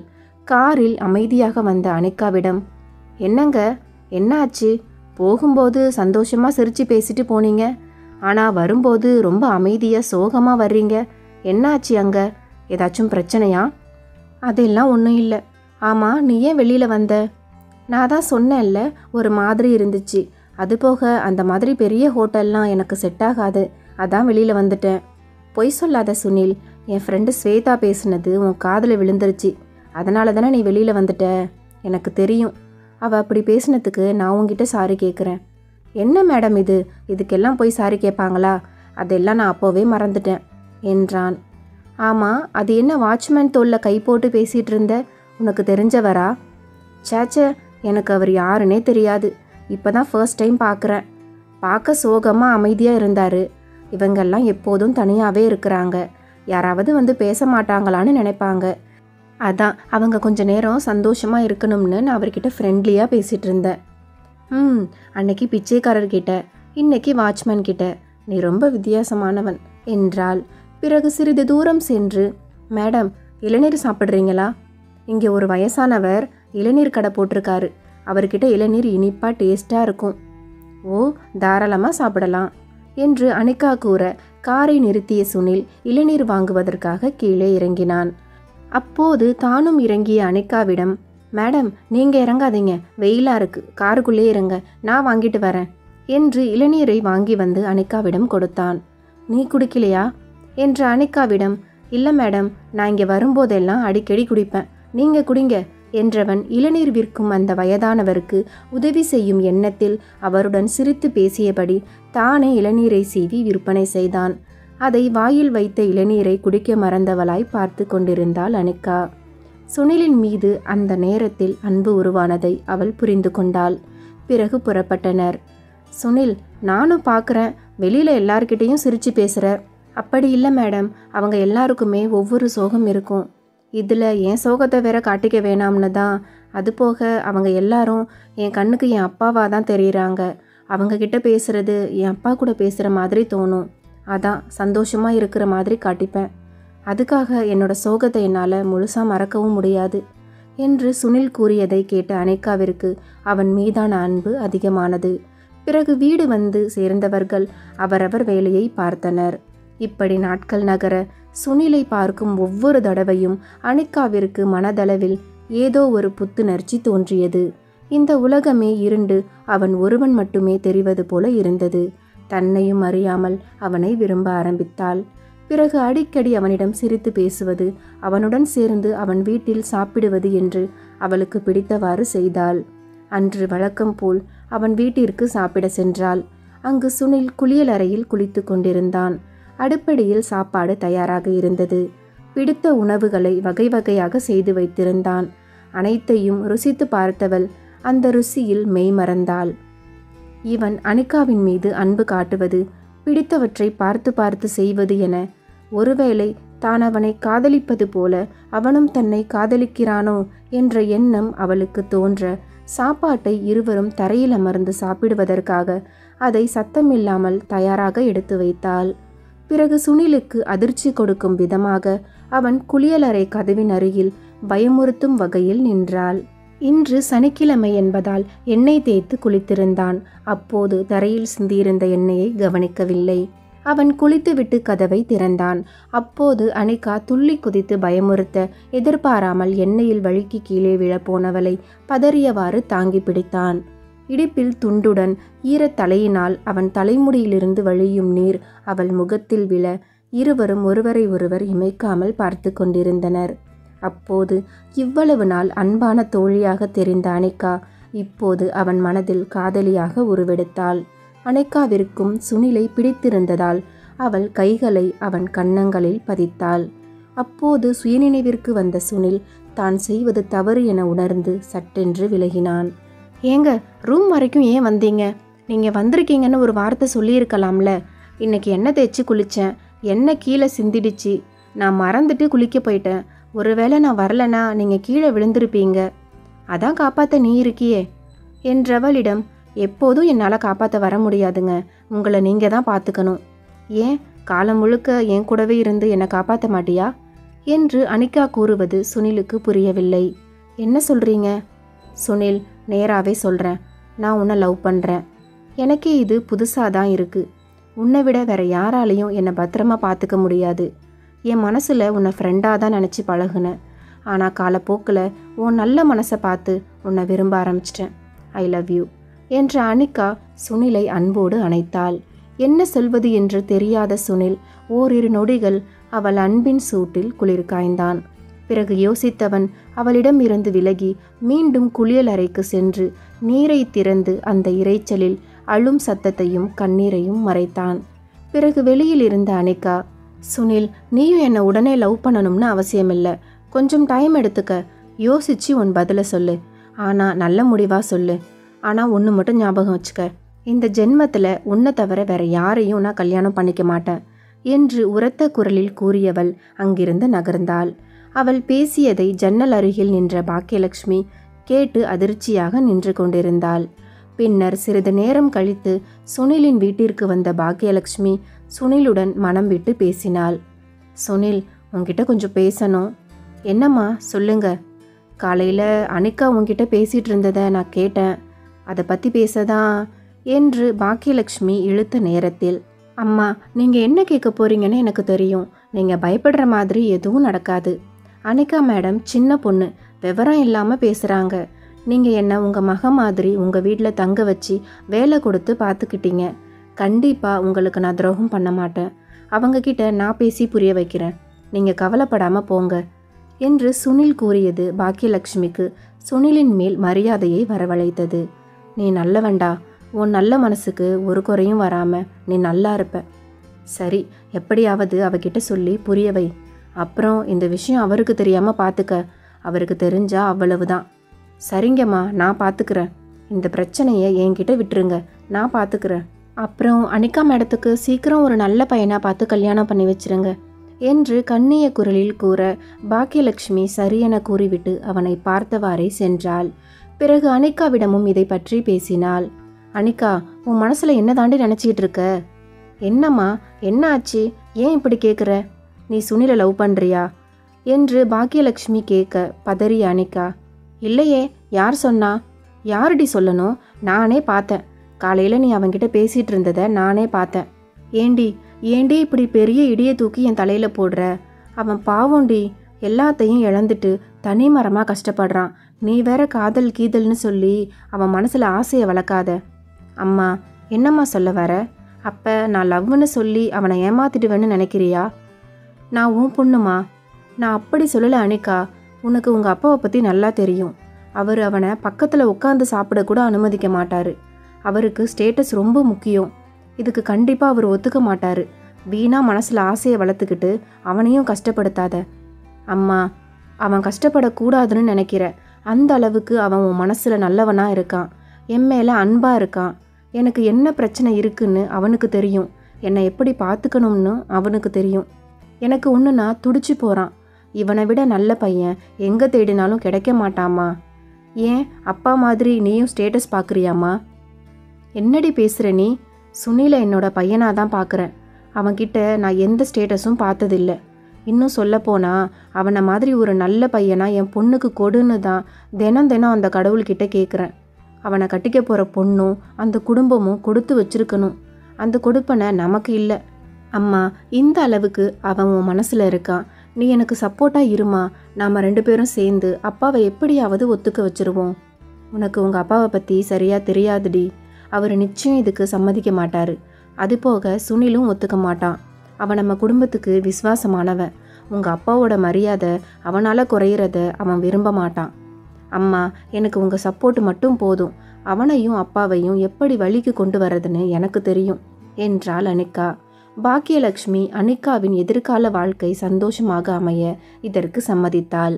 இப்படி இருக்க மறுநாள் காலை வழக்கம் போல் சுனிலை பார்க்க சென்றாள் அனிகா. சுனில், சாப்பாடு ரெடியா? வா சாப்பிட்லாம். நான் ஏற்கனவே சாப்பிட்டேன் மேடம். நீங்கள் போய் உங்கள் வீட்டில் சாப்பிடுங்க. என்ன சுனில், வழக்கமாக நீ என் கூட சேர்ந்து தானே சாப்பிடுவ. ஏன் இன்னைக்கு என்னை விட்டுட்டு சாப்பிட்ட? இல்லைங்க, இனிமே அது சரியாக வராது. நீங்கள் உங்கள் வீட்டில் சாப்பிட்றது தான் சரி என்று சுனில் கூறியது அவன் தன்னிடம் இருந்து விலக நினைக்கிறான் என்பது அனிகாவிற்கு புரிந்தது. உன்னை எப்படி என் வழிக்கு கொண்டு வரேன் பாரு என்று மனதிற்குள் நினைத்தவள் அங்கிருந்து நகர்ந்தாள். அப்போது தடுமாறி கீழே விழுந்தவளை சுனில் ஓடி வந்து தூக்கினான். என்னங்க, பார்த்து நடக்கக்கூடாதா? அதான் நீ இருக்கல்ல, எத்தனை தடவை சொல்றது, புரிஞ்சுக்க மாட்டீங்களா என்றவன் அங்கிருந்து நகர அப்போது நடக்க முடியாமல் கால் வலிப்பது போல நடித்தாள். சுனில், எனக்கு கால் பயங்கரமா வலிக்குது. என்னால் ஒரு அடி கூட எடுத்து வைக்க முடியல என்று பொய்யான கண்ணீரில் கூற அவனும் பதறினான். பிறகு அவளின் கால்களை நீவி விட்டான். ஐயோ சுனில், ரொம்ப வலிக்குது, முடியல. என்னை என் ரூமுக்கு தூக்கிட்டு போ. இருங்க, அம்மாவை கூப்பிடுறேன், அவங்க அழைச்சிட்டு போவாங்க. அவங்க இப்போதான் பிபி மாத்திரை போட்டு படுத்தாங்க. அது போக என்னால் சுத்தமாக நடக்க முடியாது என்றவள் அவனுக்கு தெரியாமல் சிரித்தவாறு கூற அதை கவனிக்காதவன் வேறு வழி இல்லாமல் அவளை தூக்கி கொண்டு அறைக்கு சென்றான். அவளும் அவனை இமைக்காமல் ரசித்தபடி சென்றாள். பிறகு அவளை படுக்க வைத்த சுனிலிடம், பாத்தியா எப்படி தூக்க வச்சேன்னு என்றாள் அனிகா. அப்போ உங்களுக்கு வலிக்கலையா? அடிபட்டாதானே வலிக்கும். ஏங்க இப்படி பண்ணுறீங்க? எல்லாத்துலேயும் விளையாட்டு தானா? கொஞ்சமாச்சும் புரிஞ்சுக்கோங்க. நான் உன்கிட்ட என்னோட விருப்பத்தை சொல்லியும் நீ தான் என்னை புரிஞ்சுக்க மாட்ற. எனக்கு தெரியும், உன் மனசுலையும் நான் இருக்கேன். ஆனால் நீ பயப்படுற. இந்த குடும்பத்துக்கு கெட்ட பேர் வந்துடக்கூடாதுன்னு நினைக்கிற. இதோ பாரு சுனில், அம்மா கிட்டேயும் தெளிவாக என்னோட விருப்பத்தை சொல்லிட்டேன். அவங்களும் புரிஞ்சுக்கிட்டாங்க. அதே மாதிரி அப்பாவும் புரிஞ்சுப்பாங்க. இப்போ உன்னோட சம்மதம் தான் முக்கியம். ப்ளீஸ் சொல்லு சுனில், என்னை விரும்புகிறேன்னு சொல்லு. இல்லைங்க, என் மனசில் அந்த மாதிரி எந்த எண்ணமும் இல்லை. நீங்கள் என் முதலாளி, அவ்வளவுதான். சரி, எங்க என்னை பார்த்து சொல்லு, என்னை பிடிக்கலன்னு என்று அனிகா கேட்க தலை குனிந்தவாறு அங்கிருந்து புறப்பட்டான். நீ என்னை லவ் பண்ணுறேன்னு எனக்கு நல்லா தெரியும் சுனில். ஆனால் சொல்ல மாட்ற. காரணம் என்னோட ஸ்டேட்டஸ். இந்த ஜென்மத்தில் எனக்கு தோண நீ, உனக்கு தோண நான் தான். இதை யாராலையும் மாற்ற முடியாது என்ற மாதிரி மனதிற்குள் நினைத்து கொண்டாள் அனிகா. அன்று இரவு தூங்காமல் வெகுநேரம் யோசித்து கொண்டிருந்த சுனில் தன்னால் இந்த குடும்பத்திற்கு அவமானம் வந்துவிடக்கூடாது என்று எண்ணி ஒரு முடிவெடுத்தான். அந்த நடு இரவில் யாருக்கும் தெரியாமல் வீட்டை விட்டு வெளியேறினான். மறுநாள் காலை வழக்கம் போல் சுனிலை காண வந்த அனிகாவிற்கு அதிர்ச்சி. அங்கு அவன் இல்லை. அவன் எழுதிய ஒரு கடிதம் மட்டுமே கிடைத்தது.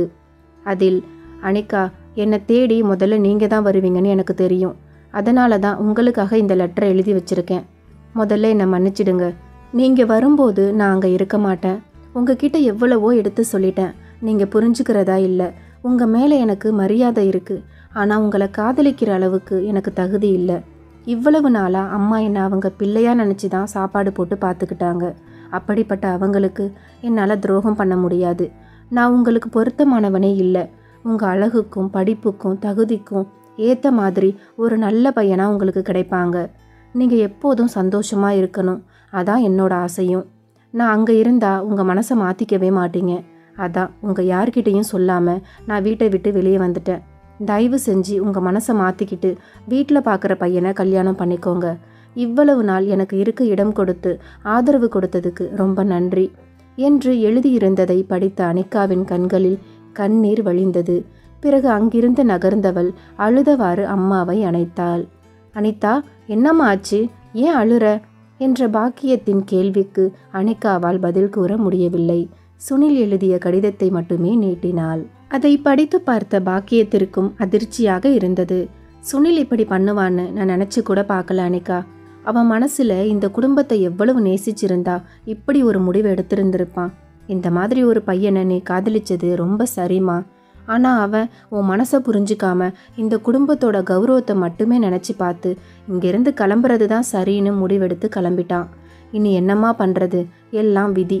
நீயும் அவனும் சேரக்கூடாதுன்னு விதி இருக்கு போல. அதான் உன்னை விரும்புறதுக்கு முன்னாடியே உன்னை விட்டு பிரிஞ்சிட்டான். நீ உன் மனசை மாற்றிக்க முயற்சி பண்ணுமா. உன்னை புரிஞ்சுக்கிற மாதிரி நல்ல பையனாக பார்த்து நான் உனக்கு கல்யாணம் பண்ணி வைக்கிறேன். இல்லைம்மா, இந்த ஜென்மத்தில் எனக்கு கல்யாணம்னு ஒன்று நடந்தா அது அவன் கூட மட்டும்தான். இல்லைனா எனக்கு கல்யாணமே வேண்டாம். என்னோட காதல் உண்மைனா அவன் கண்டிப்பாக வருவான் என்று கூறியவள் சட்டென்று நகர்ந்து தன் அறைக்கு சென்றாள். இப்படி நாட்களும் மெல்ல மெல்ல நகர அனிகா அறையிலிருந்து வெளியில் வர விரும்பவில்லை. பிறகு அனிகாவின் தந்தையான கண்ணனிடமும் விஷயத்தை பொறுமையாக எடுத்து கூறினாள் பாக்கியலட்சுமி. இதை தெரிந்து கொண்ட கண்ணனும் கோபமாக அனிகாவின் அறைக்கு சென்று கதவை தட்டினார். ஆனால் அனிகா கதவை திறக்கவில்லை. அனிகா, என்ன நினச்சிக்கிட்டு இருக்க உன் மனசில்? நீ ஒரு டிரைவர் பையனை நீ லவ் பண்ணதே தப்பு. இதில் அவனை நினச்சிக்கிட்டு எதுவும் சாப்பிடாம ரூமுக்குள்ளே வேற இருக்கியா? நம்ம ஸ்டேட்டஸ் என்ன, அவன் ஸ்டேட்டஸ் என்ன? உன்னை எதுக்கு நான் ஃபாரின் அனுப்பி படிக்க வச்சேன்? நீ இப்படி முட்டாள் மாதிரி நடந்துக்கிற. உனக்கு என்ன பைத்தியம் பிடிச்சிருக்கா? உன்கிட்ட என்னால் கோவப்படக்கூட முடியலை. அனிகா, நீ எங்களுக்கு ஒரே பொண்ணுமா. நான் சொல்கிறத தயவு செஞ்சு கேளு. நம்ம ஸ்டேட்டஸ்க்கு ஏற்ற மாதிரி ஒரு நல்ல பையனாக பார்த்து நாங்கள் உனக்கு ஜாம்னு கல்யாணம் பண்ணி வைக்கிறோம். நீ அவனை லவ் பண்ண விஷயம் நம்ம சொந்தக்காரங்களுக்கு தெரிஞ்சா நம்ம குடும்பத்தோட கௌரவமே போயிடும்மா. அப்பா, என்னால் உங்கள் கௌரவத்துக்கு எந்த பிரச்சனையும் வராது. என் பொண்ணுக்கு வலிப்பு பிரச்சனை இருக்குது.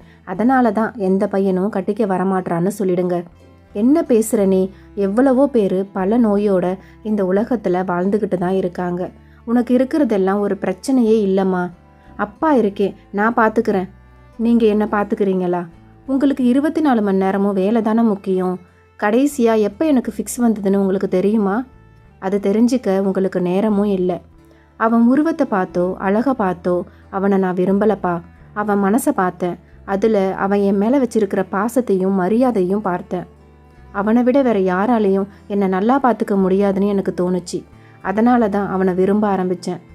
அவனை மனசில் நினச்சிக்கிட்டு இன்னொருத்தன் கூட என்னால் இந்த ஜென்மத்தில் வாழ முடியாது. தயவு செஞ்சு என்னை விட்டுடுங்க. நான் இப்படியே இருந்துடுறேன். என்கிட்ட வேற எதுவும் கேட்காதீங்க. தயவு செஞ்சு என்னை தனியாக விடுங்க.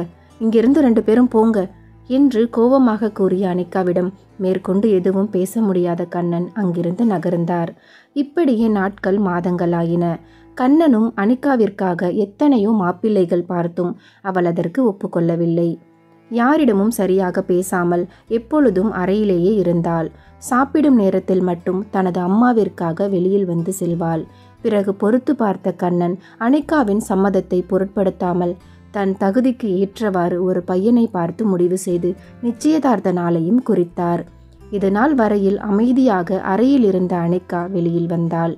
வழக்கத்திற்கு மாறாக அனைவரிடமும் சிரித்து பேசினாள். இதை பார்த்த கண்ணனுக்கு மிகவும் சந்தோஷமாக இருந்தது. ஆனால் பாக்கியலட்சுமிக்கு ஒன்றும் புரியவில்லை.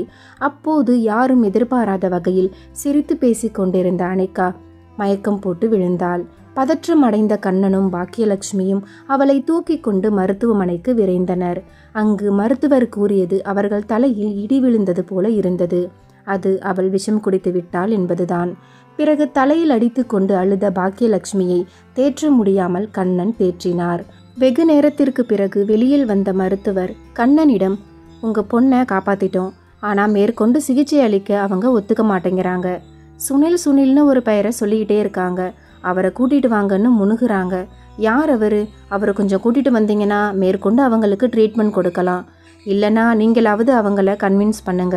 எங்கள் ட்ரீட்மெண்ட்டுக்கு ஒத்துழைச்சாதான் நாங்கள் அவங்கள முழுசாக குணப்படுத்த முடியும். இல்லைனா எங்களால் எதுவும் பண்ண முடியாது. நீங்கள் வேறு ஹாஸ்பிட்டல் தான் பார்த்துக்கணும். அவங்க எந்த பிரச்சனையும் இல்லாமல் முழுசாக குணமாகணும்னா சுனில் இங்கே வந்தால் தான் நடக்கும். அதுக்கப்புறம் உங்கள் விருப்பம் என்று கூறிய மருத்துவர் அங்கிருந்து நகர்ந்தார். என்னங்க டாக்டர் இப்படி சொல்லிட்டு போகிறாரு என்று பாக்கியலட்சுமி அழுதவாறு கூற, என்னன்னு எனக்கு ஒன்றும் புரியலை பாக்கியா. ஏன் இப்படி அவ பண்ணுறா? வா அவகிட்ட போய் பேசி பார்ப்போம் என்றார் கண்ணன். உள்ளே நுழைந்தவர்களிடம் அனிகா பேச விரும்பவில்லை. பிறகு பாக்கியலட்சுமி கண்ணனிடம், ஏங்க, நாம் வச்சிருக்கிறது ஒரே பொண்ணு, அவள் மேலே நாம் உயிரையே வச்சுருக்கோம். அப்படி இருக்கும்போது அவள் சந்தோஷமாக இருக்கிறது தானே நமக்கு முக்கியம். யாரோ ஒருத்தனுக்கு கட்டி கொடுத்துட்டு கவலைப்பட்டுட்டு இருக்கிறத விட நம்ம கண்ணு முன்னாடி வளர்ந்த பையன் சுனில் ரொம்ப நல்லவங்க. அவனுக்கு கட்டி கொடுக்கறதுல உங்களுக்கு என்னங்க கௌரவ குறைச்சல்? நம்ம பொண்ணு ஒன்றும் கெட்டவனை விரும்பலையே, நல்லவனாக பார்த்து தானே விரும்பி இருக்கா. அதுபோக நம்மக்கிட்ட இல்லாத சொத்தா?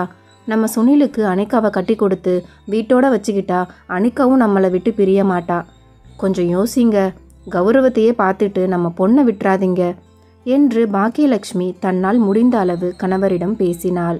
பிறகு யோசித்த கண்ணனும் தனது மகளின் சந்தோஷத்திற்காக சுனிலை மருமகனாக ஏற்றுக்கொள்ள ஒப்புக்கொண்டார். ரொம்ப சந்தோஷங்க. சுனிலை எப்படியாவது தேடி கண்டுபிடிக்கணும், அப்போதான் நம்ம பொண்ணை நாம் காப்பாற்ற முடியும். சரிடி, அவனை தேடுறதுக்கான எல்லா ஏற்பாட்டையும் நான் பண்ணுறேன், நீ இங்கே இருந்து அனிகாவை பார்த்துக்க என்று கூறியவர் அங்கிருந்து சுனிலை தேடுவதற்கு புறப்பட்டார். பிறகு அவன் தனது தாய் தந்தை வாழ்ந்த சொந்த கிராமத்திற்கு சென்றிருப்பது தெரிந்தது. விஷயத்தை பாக்கியலட்சுமியிடம் கூறிவிட்டு அவர் அந்த கிராமத்திற்கு புறப்பட்டார். பிறகு பாக்கியலட்சுமி அனிகாவிடம் சுனில் கிடைத்து விட்டதாக கூற அனிகாவிற்கு ஆனந்தத்தில் கண்களில் நீர் வழிய அதை பாக்கியலட்சுமி துடைத்தாள். பிறகு அவளின் சம்மதத்தோடு மேற்கொண்டு அவளுக்கு சிகிச்சை அளிக்கப்பட்டது. சுனிலின் சொந்த ஊர் சென்ற கண்ணன் அவனை பார்த்து பேசினார். எதுவும் பேச முடியாமல் தலை குனிந்தவாறு நின்ற சுனிலை மேற்கொண்டு எதுவும் பேசாமல் காரில் ஏறும்படி கட்டளையிட்டார். அவரின் பேச்சை மீற முடியாத சுனில் கண்ணன் கூறியவாறு காரில் ஏறி அவருடன் புறப்பட்டான்.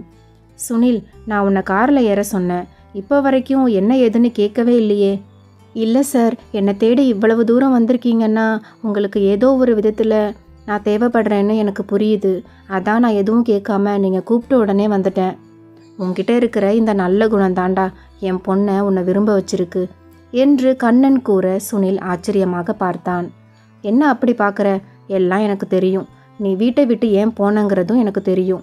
நீ வீட்டில் இல்லாதப்ப அங்கே என்ன நடந்துச்சுன்னு உனக்கு தெரியுமா என்று நடந்ததை சுனிலிடம் தெளிவாக கூறினார் கண்ணன். அதை கேட்ட சுனிலுக்கு தன்னையும் மீறி கண்ணீர் வந்தது. கவலைப்படாத சுனில், அனிகாவை நாங்கள் எப்படியோ காப்பாற்றிட்டோம். இவ்வளவு நாள் நான் கௌரவம் தான் முக்கியம்னு அனிகாவோட சந்தோஷத்தை மறந்துட்டேன். அவளோட சந்தோஷம் நீ தான். உனக்கும் அனிகாவுக்கும் கல்யாணம் பண்ணி வைக்கணும்னு நான் முடிவு பண்ணிட்டேன். அனிகா கிட்ட முடியாதுன்னு சொன்ன மாதிரி என்கிட்ட சொல்ல முடியாது. அப்படி சொன்னீன்னா இவ்வளவு நாள் அனிகா எந்த ரூமில் இருந்தாலோ அதே ரூமில் உன்னையும் பூட்டி வச்சிருவேன் பார்த்துக்க என்றவாறு சிரித்தபடி கூறினார். பிறகு மருத்துவமனைக்கு வந்த சுனில் சிகிச்சையில் இருக்கும் அனிகாவின் அறைக்கு மருத்துவரின் ஒப்புதலோடு சென்று அவளை பார்த்து மன்னிப்பு கேட்டான். இப்பயாவது சொல்லு சுனில், என் மேல உனக்கு காதல் இருக்கா இல்லையா என்று அந்த நிலைமையிலும் கனிவான குரலில் கேட்ட அனிகாவின் நெத்தியில் சத்தமில்லாமல் முத்தமிட்டான். இந்த ஸ்டோரி எப்படி இருந்துச்சுன்னு கமெண்ட்ல சொல்லுங்க. இதை 2 பார்ட்டாக போடலாம்னு தான் நினச்சேன். பட் அந்த அளவுக்கு லென்த்து கிடையாது. மேக்ஸிமம் 1 ஹவருக்குள்ளே முடிக்கலாம்னு தான் நினச்சேன். ஒரு 2 நிமிஷம் எக்ஸ்ட்ரா போயிடுச்சு. நெக்ஸ்ட்டு எந்த மாதிரி ஸ்டோரி வேணும் அப்படிங்கிற உங்களோட எதிர்பார்ப்பையும் கமெண்டில் சொல்லுங்கள். சப்ஸ்கிரைப் பண்ணாதவங்க சப்ஸ்கிரைப் பண்ணிவிடுங்க. அடுத்து ஒரு நல்ல கதையில் பார்க்கலாம். நன்றி.